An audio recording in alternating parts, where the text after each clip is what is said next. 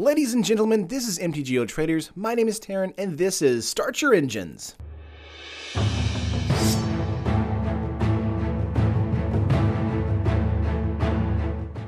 One of the best things in Standard that's actually going to get better post-rotation are vehicles. This is a rotation-proof, fairly budget vehicle deck that lets you get in by having vehicles mostly pilot themselves. But before I get into the video, hit that like button and subscribe to MTG Traders for more content like this in the future. It helps me know that you care and keeps these videos going. Alright, let's get into it. There are only 8 creatures in the deck, and that's 4 Toolcraft Exemplar and 4 Glorybound Initiate. Both creatures have a high power threshold to be able to pilot most vehicles in the deck by themselves, but also have a fantastic ability to get in early for some punishing damage. Toolcraft is a typical turn 1 play followed by Initiate right after.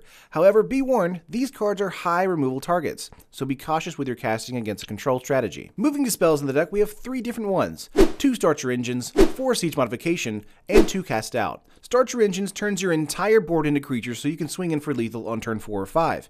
This is truly one of those cards that will outright win you the match, given the correct timing. But only 2 in the deck, as pulling into multiples can be frustrating. Siege Modification makes your vehicles pilot themselves, and when we have huge bombs in the deck, this can create a turn 3, 3-turn clock for our opponent. Siege Modification, again, has the ability to win the game outright, so try and get it out as early as possible. And Cast Out, of course, we couldn't go an entire deck without some form of removal. Cast Out grabs planeswalkers, creatures, and anything we deem to be a threat to our game plan. Cast Out is fantastic, and I'm sure it will be used until rotation. We've also got 2 copies of Gideon of the Trials in the main board as well. Being a turn 3 play that can shut down an opponent's aggressive creature, as well as offering a crew for vehicles in the deck, is valuable to us. While he's no ally of Zendikar, he'll do just fine. The rest of the cards in the deck besides lands, artifacts. We've got 4 Consulate Dreadnought, 4 Heart of Kiran, and 2 Aethersphere Harvester for vehicles that need either Siege Modification or creatures to crew them. The Dreadnought is a 3-turn clock on a turn 3 swinging in. It can be a nightmare to handle if your opponent doesn't have an answer. Heart of Kiran is another nightmare vehicle for our opponent as well, since it can swing in and block turn over turn. It makes getting into your own life total very difficult. Of course, a turn 3 swing with the Heart by way of Initiate or Toolcraft is ideal. And the Harvester? Originally, the slot was saved for more Gideon of the Trials,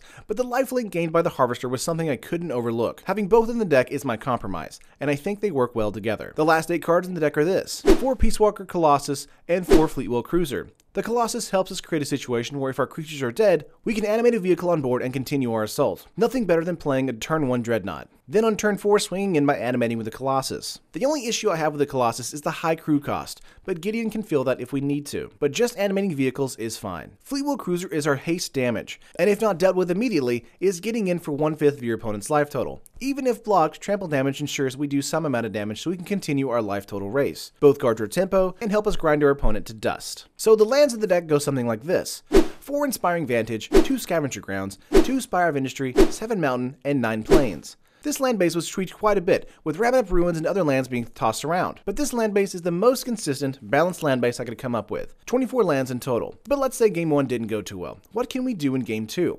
Let's check out the sideboard. 2 Authority of the Consuls are here to shut down or slow down a token-heavy strategy or aggro strategy. 2 Chandra's Defeat are here to kill Glorybringers and Chandra Planeswalkers. 2 Fragmentize help get rid of pesky artifacts or enchantments plaguing us. 3 Shock help to clear the board or get in for the last couple points of damage. 3 Abrade help against a mirror match or other artifact strategy. 2 Sweltering Suns helps against a wide board state and token strategy.